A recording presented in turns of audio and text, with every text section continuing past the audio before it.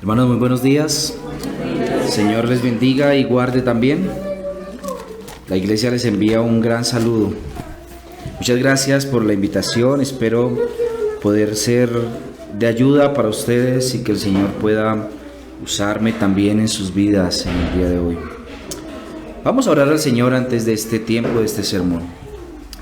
Padre y Señor nuestro de gloria, déjanos, bendito, suplicarte, Rey nuestro, por amor a tu Hijo Jesucristo, el gran pastor de las ovejas, el príncipe de los pastores, que tu iglesia, aquella que has comprado con tu sangre, pueda el día de hoy ser direccionada, sea formada, Señor, para que tú, en tu providencia, mientras les dotas con tu gran poder, mientras les dotas también con aquella obra gloriosa que hiciste para con tu iglesia, ellos puedan, Señor, equilibrar, entender y sobre todo actuar en torno a esa grandiosa premisa de tu palabra que nos dice que tu iglesia es tu gran tesoro, Señor.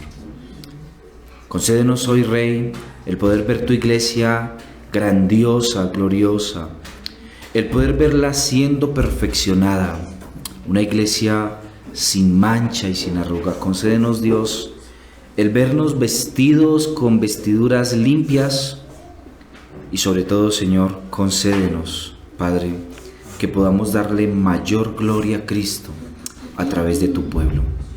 En el nombre de Jesús. Amén. Amén. Y amén. Parece, hermanos, que la Iglesia Católico-Romana empezó su proceso de corrupción más o menos en el siglo VI de nuestra era. Y este proceso de corrupción fue avanzando paulatinamente, desde el tiempo donde Gregorio I fue papa, hasta el momento en el cual la Reforma Protestante empieza a replantear algunas ideas. La iglesia fue paulatinamente corrompiéndose, cada vez fue más corrompida. Inicialmente, algunos planteamientos se encontraban en la mesa después del tiempo de Agustín de Hipona en el siglo IV. Pero posteriormente a esto, algunas cosas fueron tomando mayor poder hasta que algunos de los grandes teólogos pudieron mostrar algunas cuantas diferencias con respecto a esto. El primero de ellos fue un hombre llamado Anselmo de Canterbury. Anselmo planteó algunas ideas particulares con respecto a los errores teológicos que estaba cometiendo la Iglesia Católico-Romana. Estas ideas fueron tomadas posteriormente en el siglo XII por un hombre llamado Pedro Waldo. Pedro Waldo tomó algunas de las afirmaciones de Anselmo y él llegó a la conclusión de que el Papa no podía ser considerado como la cabeza de la iglesia y que además de esto el Papa no tenía potestad para colocar o quitar a algunos líderes de las iglesias particulares de las iglesias en diferentes lugares del mundo. Fue Pedro Waldo, probablemente seguido luego de Wycliffe, quienes cuestionaron la suprema autoridad del Papa y la autoridad que tenía el Papa para colocar o quitar a algunos de los sacerdotes de diferentes iglesias locales. Posteriormente a esto, fuera Martín Lutero, después de su deseo de separación de la iglesia, quien colocó el dedo más grande en la llaga. Y finalmente en su separación, aunque no logró con claridad hacer una diferenciación en cuanto al gobierno de la iglesia de una manera plena, sin embargo es el primero que dice: el Papa no es la autoridad de todas las iglesias en el mundo y por ende no puede tener autoridad sobre una iglesia local diferente a la suya. Estas ideas fueron absorbidas por un compañero suyo que militó mucho junto con él, llamado Zwinglio. Zwinglio, en Suiza, empezó a establecer, de acuerdo al gobierno de la nación, la forma en la que las iglesias debían nombrar los pastores en esta zona. Suiza tal vez es la democracia más antigua de nuestro tiempo. Después del intento fallido de democracia en Atenas, Luego Suiza es la democracia más antigua en el mundo. La forma en la que Suiza se encontraba dividida era por pequeños estados que no tenían un gobernante único o un rey, sino que tenían una especie de gobernantes locales en donde cada uno de esos estados tomaba la autoridad y el gobierno sobre ellos mismos. Por eso Zwinglio y Calvino pudieron ejercer autoridad en el mismo país en zonas diferentes al mismo tiempo. Sin embargo, lo que estaba haciendo Zwinglio era intentando retratar la forma del gobierno democrático dentro de la iglesia. Y él estableció, igualmente como lo hiciera posteriormente Calvino, que hay una autoridad particular en una especie de grupo de iglesias dentro de una zona geográfica. A esto posteriormente los presbiterianos llamaron presbiterio. Ahora el gobierno ha cambiado un poco, ha pasado de un gran papa que gobierna sobre todas las iglesias, que quita y pone pastores, a pequeños papas, si podemos decirlo así, de zonas geográficas específicas en donde ellos colocan y quitan pastores, pero ahora en una zona geográfica más pequeña. Posteriormente, después de la Asamblea de Westminster en Londres, finalmente el gobierno presbiteriano, o ese gobierno de un grupo de personas gobernando iglesias dentro de una zona geográfica, empezó a ser cuestionado de la manera más intensa posible ya en el siglo XVII. Para ese tiempo, entonces, había necesidad de repensar acerca de la Escritura bajo la idea de los separatistas y la idea de los independentistas. Entonces ahora debía repensarse acerca de si la Asamblea de Westminster y el presbiterianismo tenían la razón o no. Esto llevó entonces a algunos buenos hermanos, tal vez los primeros bautistas, a que ellos replantearan la idea de si realmente la iglesia llama a los pastores y si hay alguna autoridad particular en alguna zona geográfica para que se quiten y se pongan pastores a dedo. La conclusión de ellos no dejó de ser sorprendente. Y quiero que me acompañen, por favor, el día de hoy a Efesios en el capítulo número 4. Efesios capítulo número 4.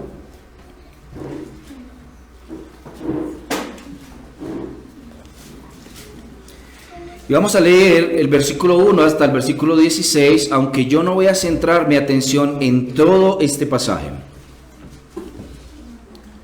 Efesios capítulo 4, verso 1, dice la palabra del Señor: Yo pues, preso en el Señor, os ruego que andéis como es digno de la vocación con que fuisteis llamados, con toda humildad y mansedumbre, soportándoos con paciencia los unos a los otros en amor, solícitos en guardar la unidad del Espíritu en el vínculo de la paz, un cuerpo y un espíritu, como fuisteis también llamados en una misma esperanza de vuestra vocación, un Señor, una fe, un bautismo, un Dios y Padre de todos, el cual es sobre todos y por todos y en todos. Pero a cada uno de nosotros fue dada la gracia conforme a la medida del don de Cristo. Por lo cual dice: subiendo a lo alto, llevó cautiva la cautividad y dio dones a los hombres. Y eso de que subió, ¿qué es? Sino que también había descendido primero a las partes más bajas de la tierra. El que descendió es el mismo que también subió por encima de todos los cielos para llenarlo todo. Y él mismo constituyó a unos apóstoles, a otros profetas, a otros evangelistas, a otros pastores y maestros, a fin de perfeccionar a los santos para la obra del ministerio, para la edificación del cuerpo de Cristo, hasta que todos lleguemos a la unidad de la fe y del conocimiento del Hijo de Dios, a un varón perfecto, a la medida de la estatura de la plenitud de Cristo, para que ya no seamos niños fluctuantes, llevados por doquiera de todo viento de doctrina, por estratagema de hombres que para engañar emplean con astucia las artimañas del error, sino que siguiendo la verdad en amor, crezcamos en todo en aquel que es la cabeza, esto es Cristo, de quien todo el cuerpo, bien concertado y unido entre sí por todas las coyunturas que se ayudan mutuamente según la actividad propia de cada miembro, recibe su crecimiento para ir edificándose en amor. Aunque parece poco relevante o más bien pequeño la afirmación de nuestro texto con respecto a quién es el que constituye a los pastores o nombra a los pastores, este pasaje fue trascendental para su entendimiento. El autor, es decir, Pablo, plantea dentro de nuestro texto que Dios se encuentra deseando profundamente que su cuerpo, la iglesia, tenga un mismo sentir, que la iglesia sea una, porque el Señor es uno, un Señor, una fe y un bautismo, todos participantes de esto.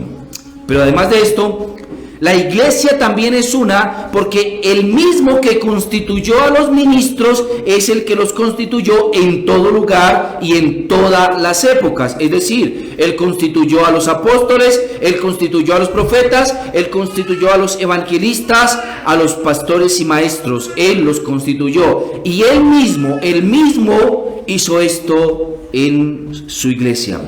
No hay entonces división o separación. Y además, Él busca el mismo propósito en todas las iglesias locales. Él busca que todas las iglesias locales crezcan a la estatura de la plenitud de Cristo. Él quiere que todas crezcan en el entendimiento, para que ya no sean niñas fluctuantes, llevadas por doquier de todo viento de doctrina. Y para hacer eso y para conseguir eso es que el Señor instituyó esto mediante los dones hombres que le dio a la iglesia. Es decir, para lograr esto es que Él constituye a profetas, apóstoles, evangelistas y pastores maestros. Ahora bien, yo voy a centrar toda mi atención en el asunto del llamamiento de Cristo a su iglesia. Y lo voy a hacer con la intención de que podamos entender aquí la distinción que hay entre quien llama y quien reconoce al que ha sido llamado. Para la época que mencionamos, en el siglo XVII, era prácticamente claro que quienes llamaban eran las iglesias, es decir, la iglesia se encarga de llamar, sea la iglesia católica con toda su autoridad, es la que llama a los sacerdotes y los coloca en diferentes lugares. Fuera el presbiterio, es el presbiterio entonces ahora el que autoriza o llama también a los que han de pastorear en diferentes lugares. Fueran iglesias locales, independentistas o separatistas, algunas también pensaban que quien llama es la iglesia.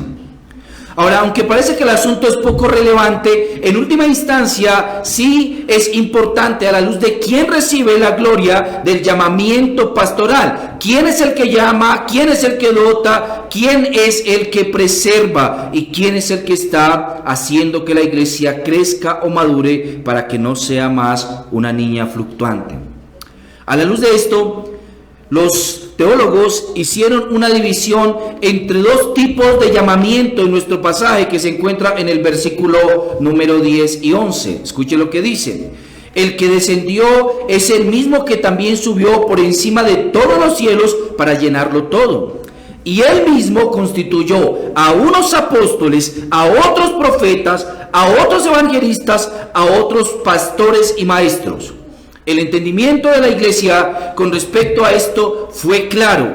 Hay dos tipos de llamamientos involucrados en nuestro pasaje. Uno que es un llamamiento extraordinario y otro que es un llamamiento ordinario. O podríamos decirlo, uno que es un llamamiento mediato y otro que es un llamamiento inmediato.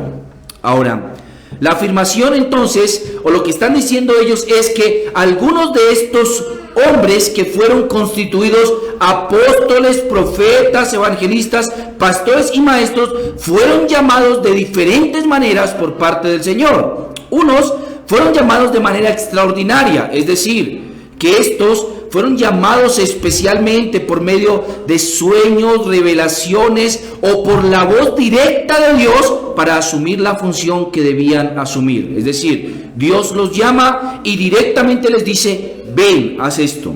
Algunos ejemplos claros los tenemos en la Biblia. Por ejemplo, Moisés. Allí está el Señor en la zarza directamente diciéndole: Moisés, ven, yo te voy a llamar para liberar a mi pueblo.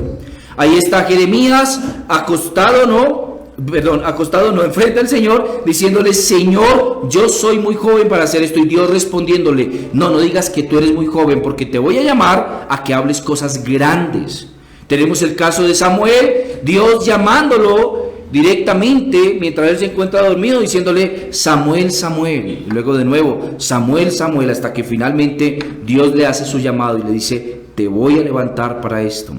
Tenemos el caso particular de algunos de los profetas del Antiguo Testamento recibiendo llamados directos de parte de Dios, Dios hablándoles para llamarlos a hacer esto.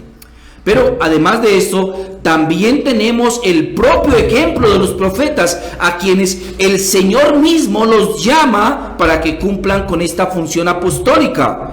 Lucas y Marcos nos dicen que de entre los discípulos Cristo mismo los escogió, y además de eso empezó a llamarlos después también apóstoles. Marcos capítulo 3 y Lucas 6. Así que hay un llamamiento directo entonces de parte del Señor. Pero el llamado de los pastores maestros no es un llamamiento directo, sino un llamamiento indirecto. Dios ahora utiliza un mediador para hacer este tipo de llamados. Él no le dice a nadie directamente: ven, te he llamado para que seas mi pastor de la iglesia.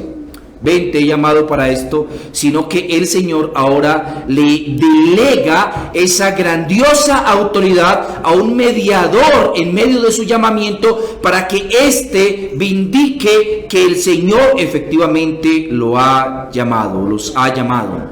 Así que los pastores maestros reciben un llamamiento ordinario en el cual media otra entidad u otra fuerza distinta para poder corroborar ese llamamiento de parte del Señor. A esto se le llamó el llamamiento mediato, es decir, Dios utiliza un mediador para evidenciar ese llamado que ha hecho con alguien. Ahora bien, además de esto, es importante decir también que el llamamiento del Señor cumple con unas características particulares que nos permite observar quién es el protagonista en medio del reconocimiento de ese grandioso llamado. La primera parte se encuentra en las promesas del Señor dadas a su iglesia en el libro de Jeremías. Vamos un momento a Jeremías capítulo número 3.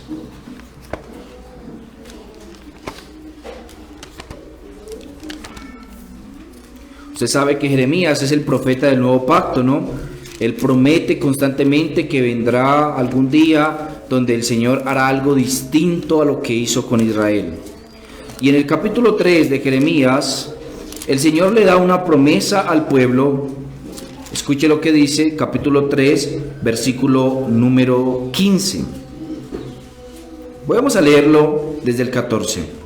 Escuche lo que dice: convertíos, hijos rebeldes, dice Jehová, porque yo soy vuestro esposo, y os tomaré uno de cada ciudad y dos de cada familia, y os introduciré en Sión, y os daré pastores según mi corazón, que os apacienten con ciencia y con inteligencia.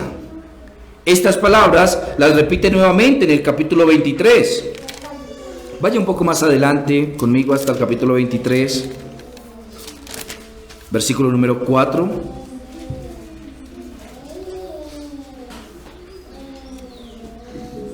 Escuche lo que dice. Voy a leerlo desde el 3 nuevamente. Dice: y yo mismo recogeré el remanente de mis ovejas de todas las tierras a donde las eché, y las haré volver a sus moradas, y crecerán y se multiplicarán, y pondré sobre ellas pastores que las apacienten, y no temerán más, ni se amedrentarán, ni serán menoscabadas, dice Jehová. He aquí que vienen días, dice Jehová, en que levantaré a David, renuevo justo, y reinará como rey, el cual será dichoso y hará juicio y justicia en la tierra. En sus días será salvo Judá, e Israel habitará confiado, y este será su nombre con el cual le llamarán Jehová Sabaoth, Jehová justicia nuestra. Por tanto, he aquí vienen días, dice Jehová, en que no dirán más, vive Jehová que hizo subir a los hijos de Israel de la tierra de Egipto, sino, vive Jehová que hizo subir y trajo la descendencia de la casa de Israel de toda tierra del norte y de todas las tierras a donde yo las había echado, y habitarán en su tierra. Ahora, note por favor las promesas del Señor dadas a su iglesia. En estas promesas, el Señor está planteando la idea de que vendrá un momento en el cual Él le dará pastores a Israel. Obviamente no podemos interpretar ese Israel allí únicamente como el Israel nacional. Ya sabemos que el Nuevo Testamento interpreta a Israel como un nuevo Israel, el Israel de Dios. Y nosotros entendemos entonces que esta promesa del Señor fue cumplida en una gran medida. Él promete darle líderes a la iglesia. Él promete darle a la iglesia pastores. Pero además de eso, Él promete ser el gran pastor también.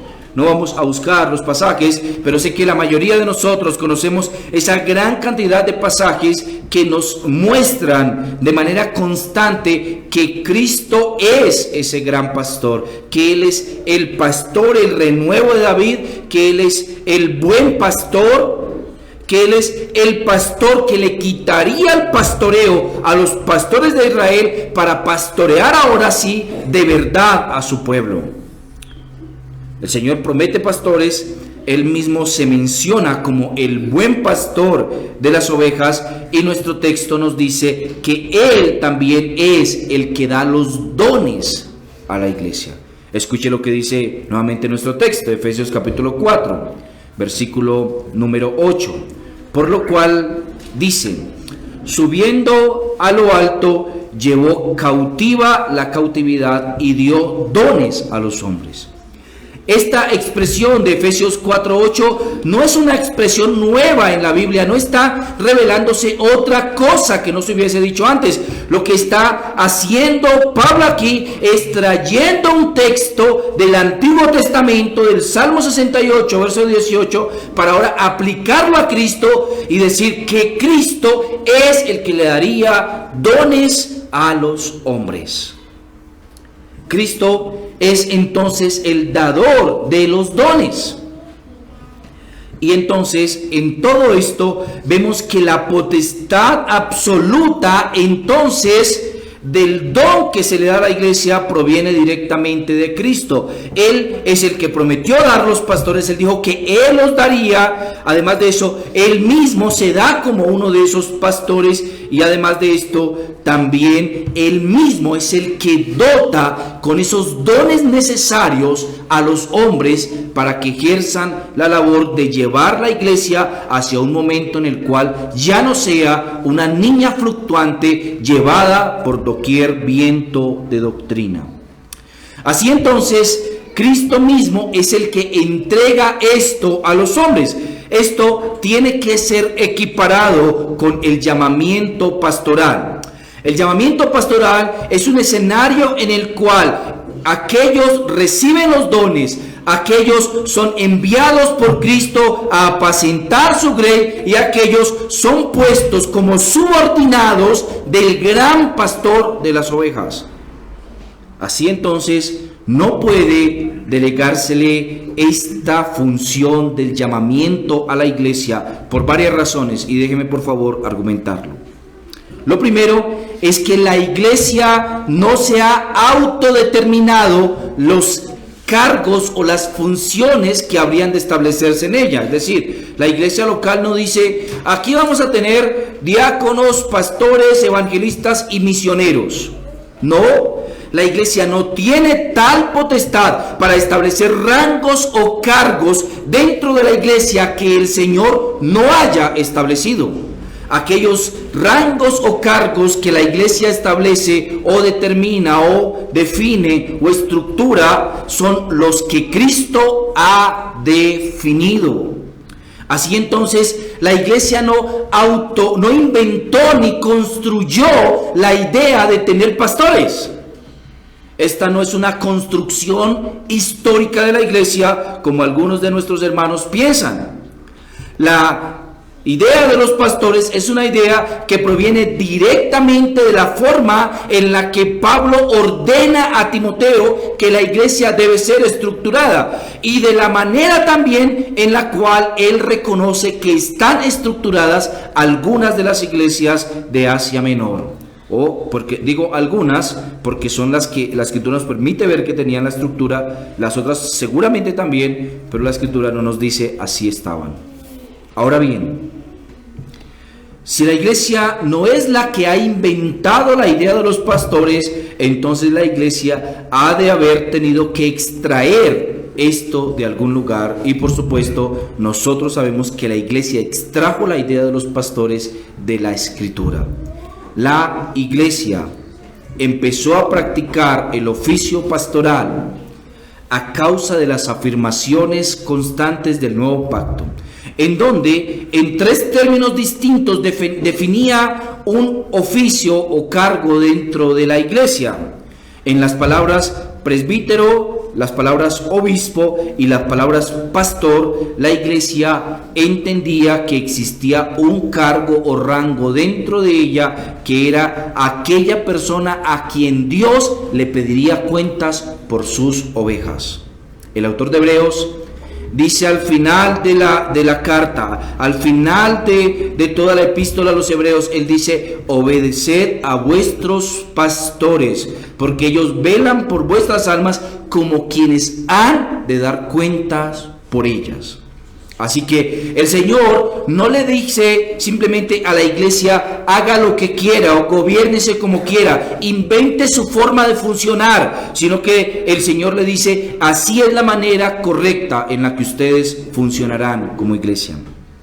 Siendo que este cargo es definido por la Escritura y Cristo lo había prometido, y la iglesia no tiene participación entonces en la definición, invención o estructuración de los cargos dentro como nuevos, sino solamente los que el Señor estableció, no puede pensarse que la iglesia es la que define los pastores o la que determina o llama más bien a los pastores. Además de esto, tenemos que decir también que la iglesia no le otorgó a Cristo el título de buen pastor o del gran pastor o del príncipe de los pastores, sino que Él se ha determinado este nombre particularmente. Es decir, usted no dice: bueno, pues Cristo es el Salvador, entonces Cristo ha de ser mayor que los pastores. Esa es una buena conclusión, pero es Él mismo el que se llama así también pastor. Pastor. Hay algunas sectas en nuestros días que han aborrecido tanto el nombre pastor que prefieren llamarse simplemente hermanos o siervos o de formas distintas. Como que esto, dicen ellos, esto no es bíblico, pero es Cristo mismo el que se llama el buen pastor. Y de hecho es Él mismo el que prometió que haría el trabajo de recoger a las ovejas. Él dice que Él recogería las ovejas de todo lugar. Vaya conmigo por favor a Ezequiel 34.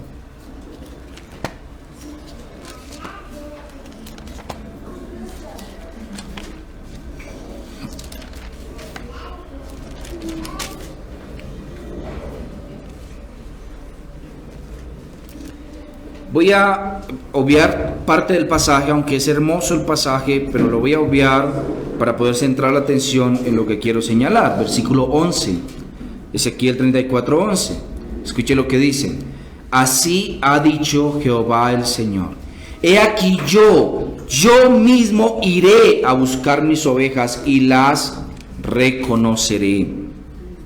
Como reconoce su rebaño, el pastor el día que está en medio de sus ovejas esparcidas, así reconoceré mis ovejas y las libraré de todos los lugares en que fueron esparcidas el día del nublado y de la oscuridad. Y yo las sacaré de los pueblos y las juntaré de las tierras y las traeré a su propia tierra y las apacentaré en los montes de Israel, por las riberas y en todos los lugares habitados del país. En buenos pastos los apacentaré, y en los altos montes de Israel estará su aprisco. Allí dormirán en buen redil, y en pastos suculentos serán apacentadas sobre los montes de Israel. ¿Se le parece ese pasaje a algo? ¿Se parece ese pasaje como al Salmo 23? El Señor es mi pastor, nada me faltará. En lugar de delicados pastos me hará descansar, junto a aguas de reposo me pastoreará. El Señor es ese pastor. La iglesia no le otorgó eso a Cristo. Tampoco la iglesia llamó a Cristo. Cristo llamó a la iglesia.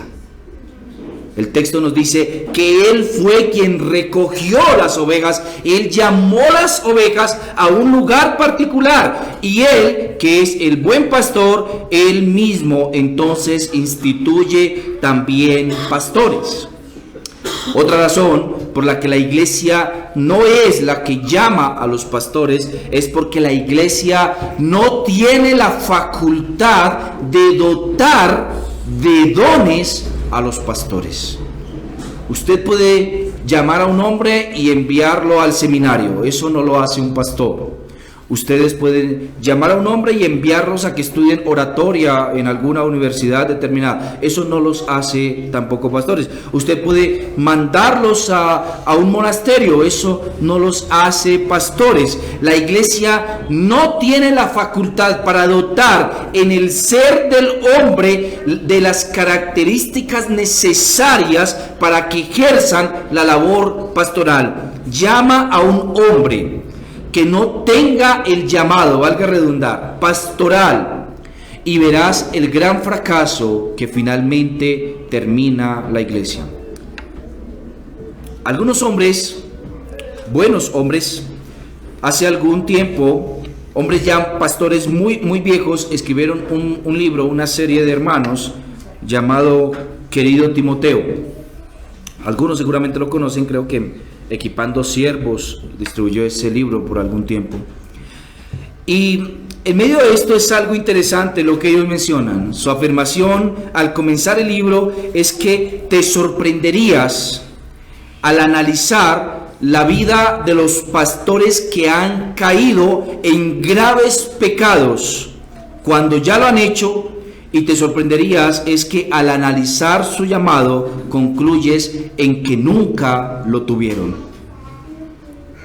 Ciertamente nosotros debemos entender, hermanos, que el llamamiento pastoral requiere una serie de características de las cuales nosotros como ovejas no podemos dotar a la gente.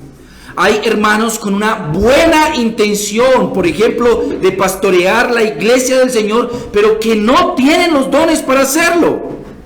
Ellos dicen, no, yo quiero, llevo tantos años estudiando, yo siento que el Señor ha dicho esto, o siento que el Señor me ha llamado para esto, y tú dices, ok, vamos a ver si eso es cierto. Tú no dices, bueno, entonces acércate al pastor y dile que tú también quieres ser pastor y entonces que él te empiece a formar. No. Hay ciertas características particulares que debe tener un hombre para poder reconocerse que ha tenido el llamamiento pastoral. Y la iglesia no puede dotar a esos hombres con eso. ¿Usted cómo hace para darle el don de gente a una persona que sea bien tímida, por ejemplo, y que no luche contra eso? ¿Cómo hace usted para decirle, hermanos, que tiene que hablar con la gente? Es difícil, usted no puede hacer eso, usted lo puede decir muchas veces, pero si el hermano no disfruta hablar con los demás, ¿cómo puede ser que ha sido llamado al ministerio pastoral?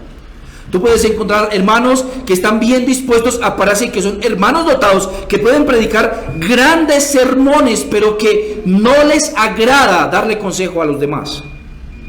O sea, usted va a una consejería y él dice, hermano, qué pena, pero es que no tengo tiempo para dar consejería. Y a la final tú vas descubriendo que es que él te evade porque no le gusta eso. ¿Tú cómo haces para dotar a un hombre con una resistencia especial para soportar las pruebas? ¿Tú cómo haces eso? La iglesia no puede darle eso a la gente. Y no puede darle eso a la gente, y cuando la gente simplemente pasa este tipo de cosas por altos, se va a dar cuenta que su pastor termina aplastado por el peso de las pruebas. Hermanos, el ministerio es algo que a veces lo quiere aplastar a uno. Alguien ha dicho que a veces las ovejas muerden y cornean también, ¿sí? Así que es importante que esa persona tenga la capacidad de poder soportar momentos así, momentos en los cuales parece que no somos los protectores de la iglesia, como dice Pablo en Efesios, sino que pareciéramos ser el peor enemigo de la iglesia. La iglesia nos ve de forma muy antagónica a veces.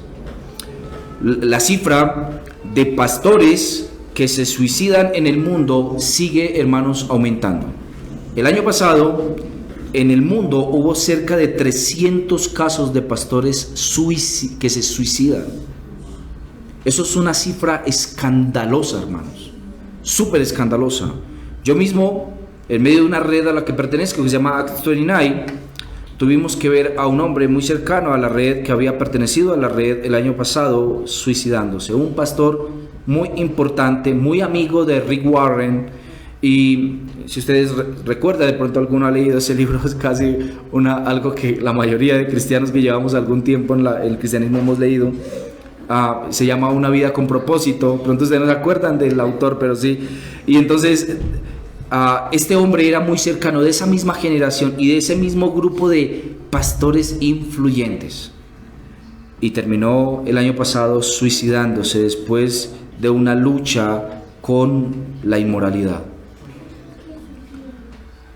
Es verdad, hay un peso importante.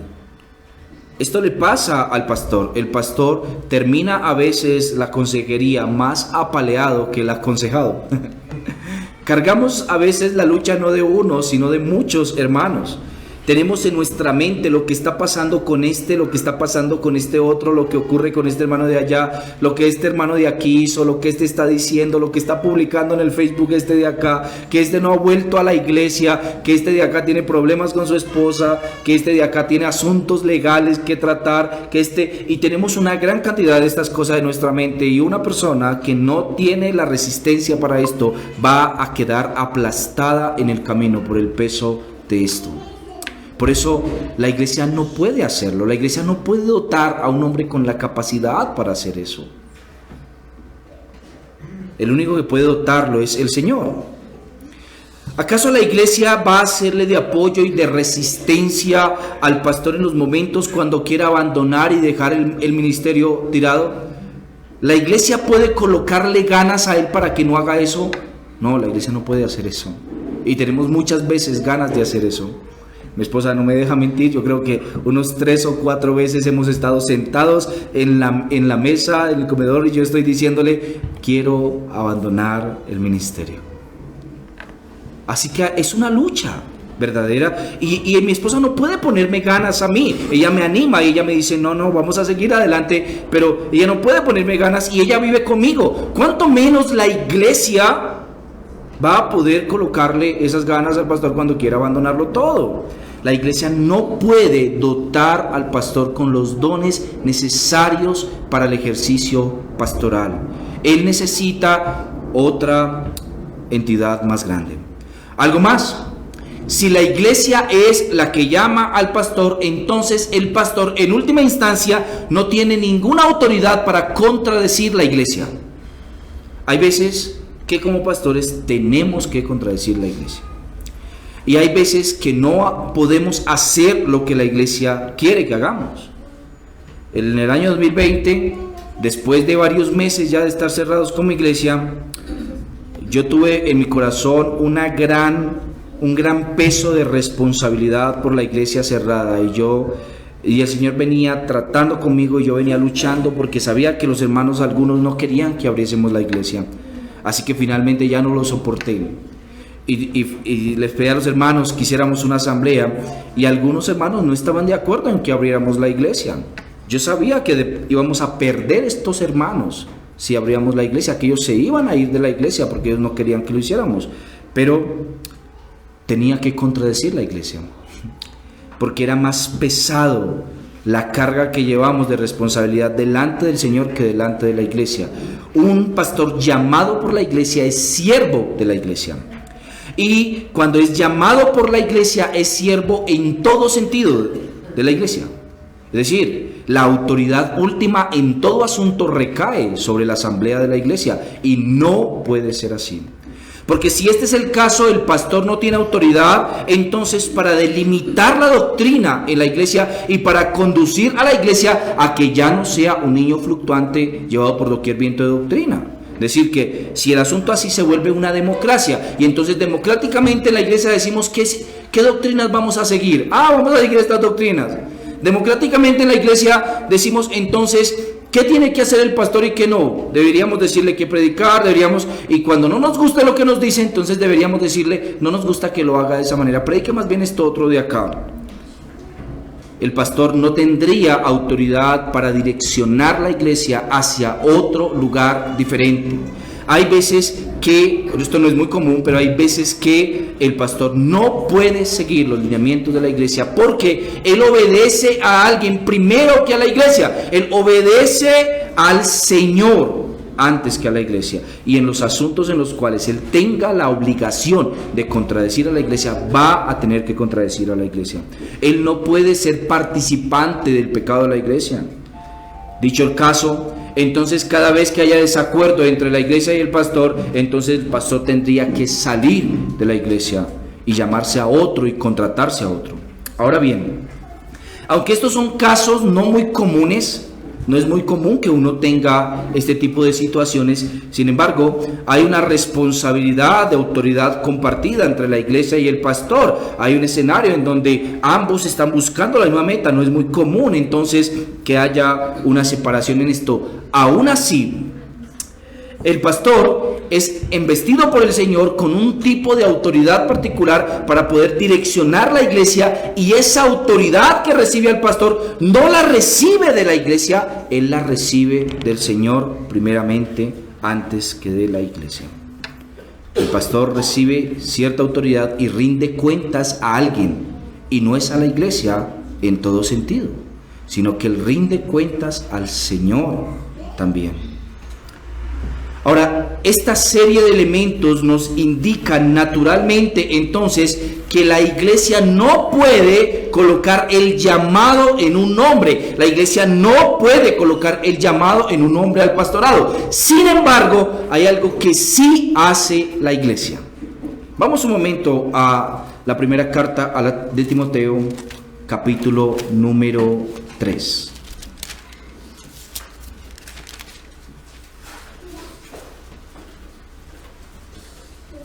Escuche lo que dice Pablo a Timoteo. Palabra fiel. Si alguno anhela obispado, buena obra desea. Pero es necesario que el obispo sea. Efectivamente, note que Pablo no está asumiendo que la iglesia le coloca el anhelo a un hombre al pastorado. No, él ya tiene este anhelo y lo que tiene que hacer la iglesia es calificar eso a la luz de una serie de requisitos que Pablo le da a Timoteo. Es lo mismo que él le dice también a Tito. Vamos un momento a Tito, que se encuentra yo adelantico de Timoteo. Tito capítulo 1, versículo 5. Escuche lo que le dice Pablo a Tito. Por esta causa te dejé en Creta para que corrigieses lo deficiente y establecieses ancianos en cada ciudad, así como yo te mandé. El que fuere irreprensible, marido de una sola mujer, que tenga hijos creyentes, que no estén acusados de disolución y de rebeldía, y bueno, los demás requisitos que él establece aquí.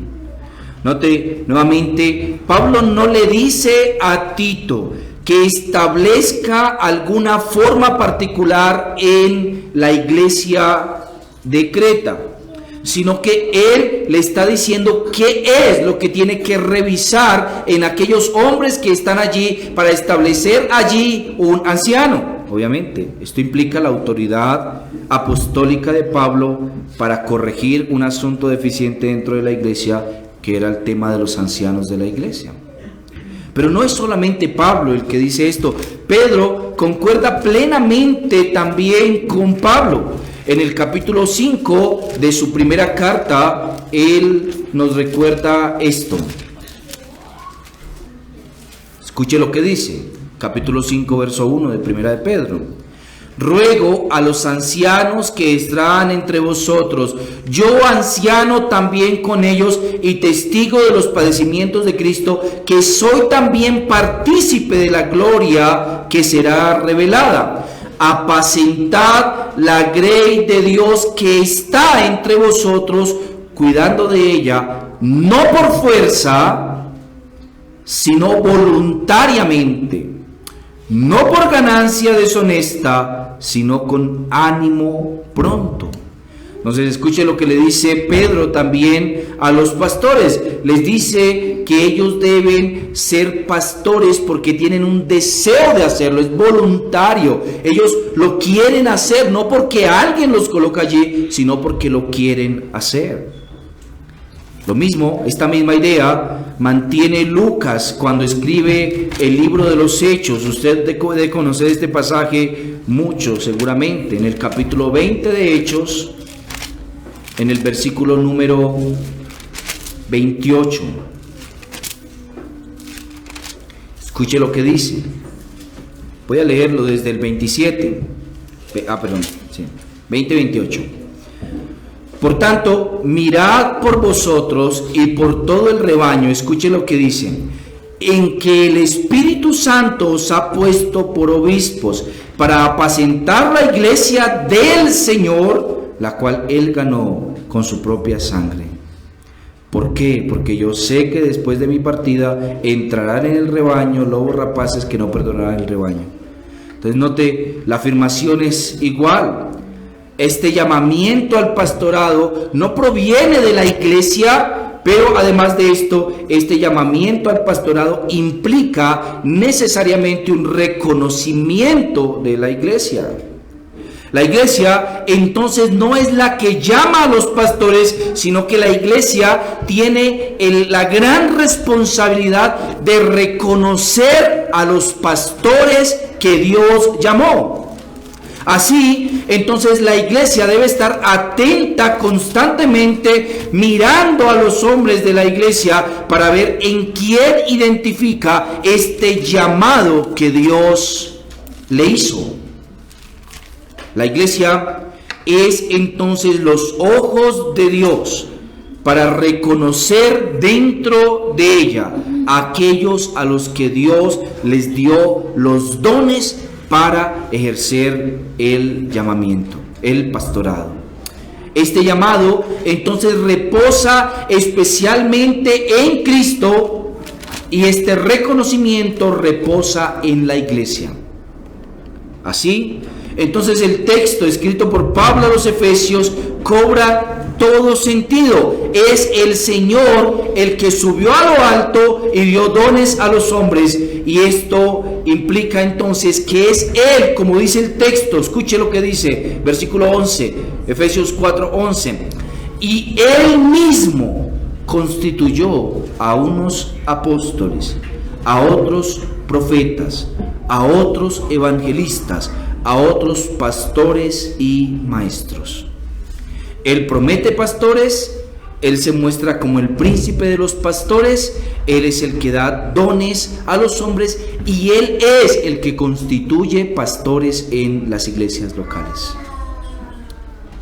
La iglesia entonces participa reconociendo cuando alguien tiene el llamado pastoral. ¿Y cómo hace la iglesia para reconocer quién tiene el llamado pastoral? Bueno, por medio de los requisitos que estableció Pablo a Timoteo y a Tito. La iglesia está mirando entre ella a ver quién cumple con esas características para decir, este hombre seguramente tiene el llamamiento pastoral. Y cuando lo ve y lo analiza, entonces ella dice, sí, este hombre tiene el llamado pastoral, así que debemos llamarlo o debemos usarlo para que ejerza esto en la congregación. Ahora, ¿por qué esto es muy importante, hermanos? Esto es muy importante porque a veces nosotros pasamos por alto la gran responsabilidad que tenemos de estar constantemente observando dentro de la iglesia quienes tienen esas características. Y nos descuidamos tanto en esto que muchas veces terminamos llamando al pastorado a hombres que no tienen esas características para ejercer el llamamiento pastoral. ¿Quién es el responsable ante un pastorado que fracasa? La iglesia es responsable de eso. ¿Por qué? Porque la iglesia es llamada a reconocer a los que el Señor ha puesto. Y la iglesia se deja llevar por las sutilezas de este mundo. Así que cuando la iglesia se deja llevar por las sutilezas de este mundo, el pastorado fracasa. La iglesia se deja llevar por el hermanito que más dinero tiene de la iglesia, ¿no? Entonces dice, es un buen hermano, ayuda mucho a la iglesia, entonces seguramente que Dios lo llamó. O se deja llevar por el más calificado académicamente. Entonces dice, pero él fue a la universidad, es una persona preparada, él puede pastorearnos. O se deja llevar, hermanos, por la oratoria de alguien, ¿no? Entonces dice, ese hermano predica, ese hermano ora de lo más de bien. Pero es que ninguno de esos tres calificativos Dios los puso en su palabra para identificar al que sea llamado al pastorado. No se trata del que pueda orar muy lindo o predicar muy lindo, del que sea preparado académicamente o del que sea más pudiente económicamente. Se trata del llamado del Señor que reconocemos por medio de los requisitos que Él puso para que podamos reconocer a los pastores. Algo más que nos pasa como iglesias es que comúnmente menospreciamos a los hermanos y menospreciamos a los hermanos sobre todo cuando han crecido dentro de la misma iglesia local. Entonces, como ya le conocemos sus defectos, como lo conocemos desde niño, como ha crecido la iglesia, entonces ese hermano ese no puede ser porque tiene esto o esto otro de acá o esto de acá. Y intentamos colocar requisitos adicionales a los que Dios puso para reconocer a un hombre llamado al pastorado.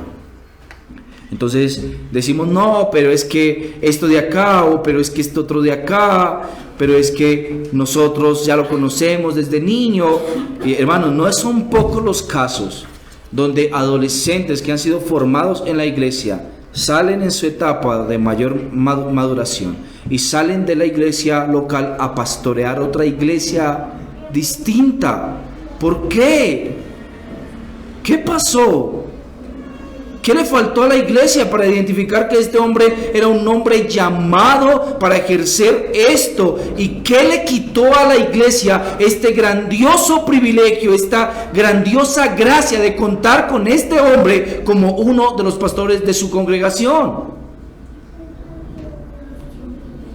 ¿Qué es lo que fallamos?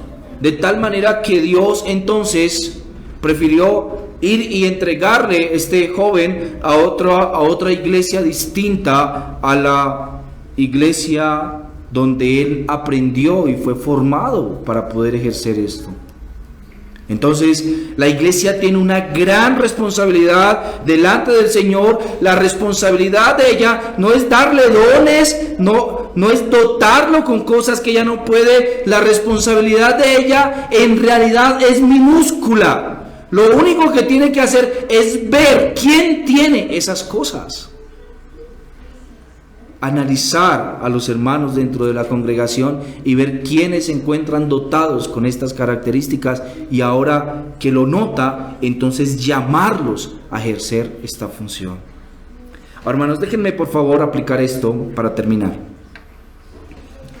Siendo que este es un llamado glorioso de parte del Señor a la iglesia siempre debe estar alerta.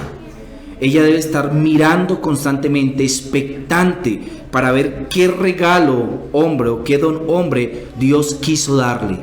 Entonces debe estar expectante. Cada persona que entra por la iglesia debe estar siendo pasada por el escrutinio de toda la congregación para observar si tal vez Dios lo que está haciendo es dándole un pastor.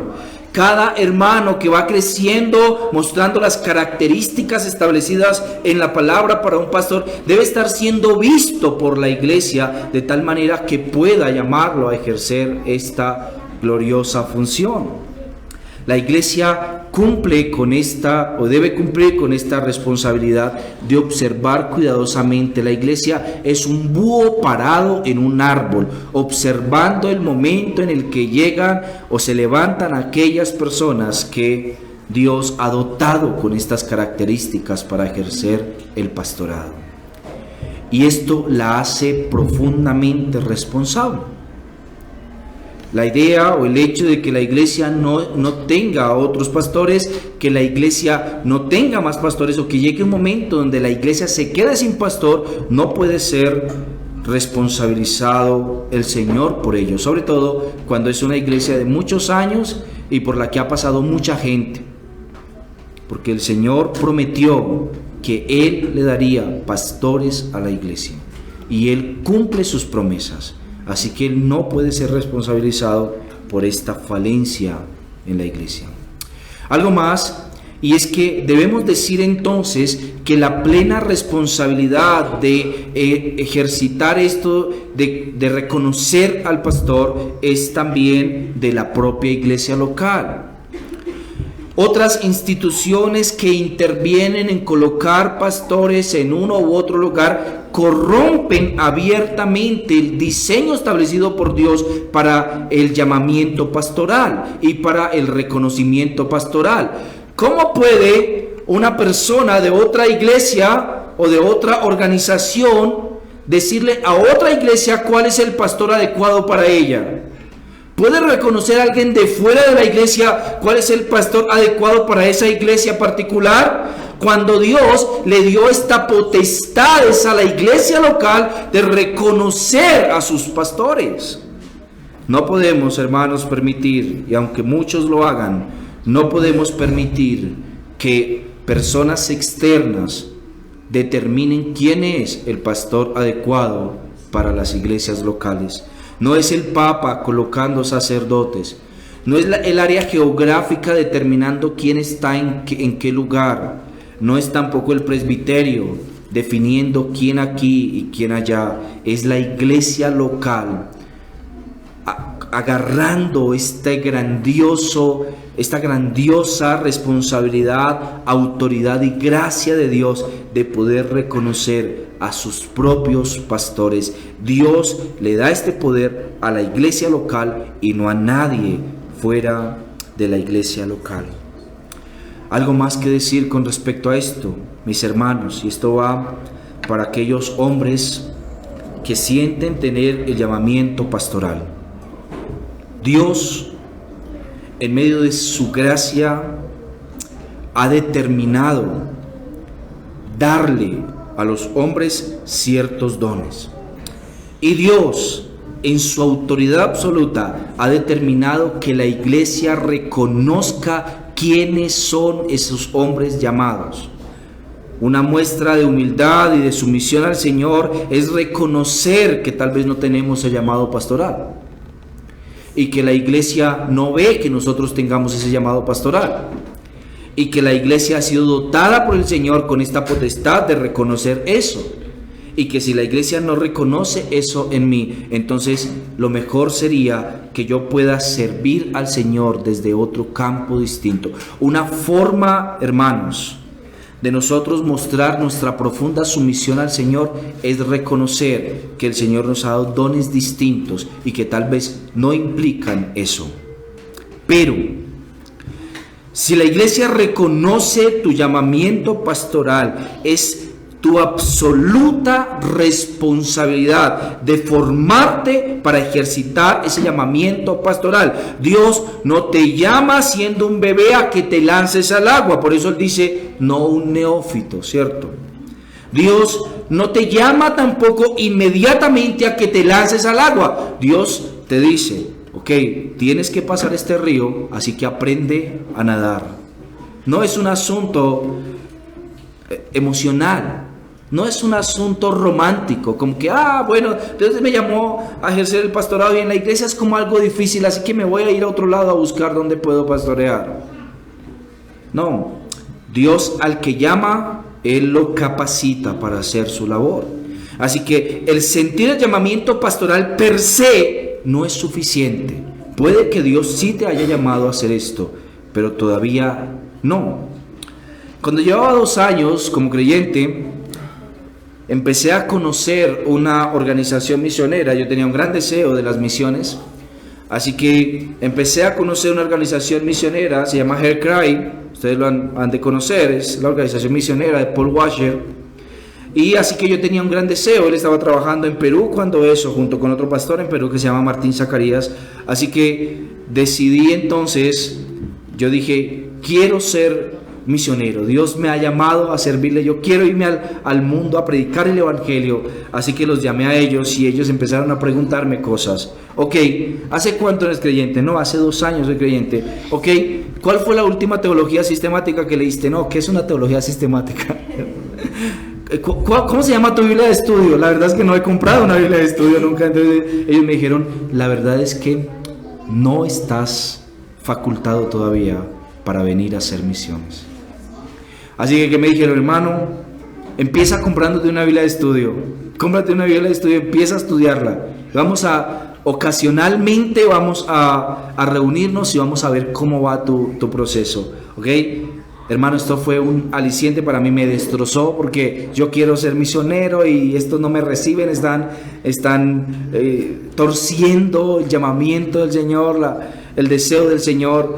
Pero después de algún tiempo, después de un par de días, pude comprarme mi teología sistemática, porque mi primera teología sistemática se llamaba, es la teología sistemática de un hombre que se llama Charles Hodge. Hermanos, no logré en 1 año pasar del primer capítulo. Era muy difícil para mí, no entendía nada y yo dije ahí, realmente es más difícil de lo que pienso y voy a tener que esperar más años de los que me imagino. Hermanos, no, el simple llamamiento pastoral, el deseo interno, el llamamiento interno que algunos llaman, no es simplemente una emoción. El llamamiento interno es reconocido por los demás y es reconocido por los demás a la luz de las calificaciones. Así que si Dios te ha llamado a hacerlo y no has empezado a prepararte, es tu absoluta responsabilidad que empieces a hacerlo, porque si no, igual que Jeremías, mientras te quedes callado, tus huesos te van a arder, tus huesos te van a doler, porque sabes que has recibido algo de parte del Señor y que no estás haciendo lo necesario para cumplir con ese llamamiento.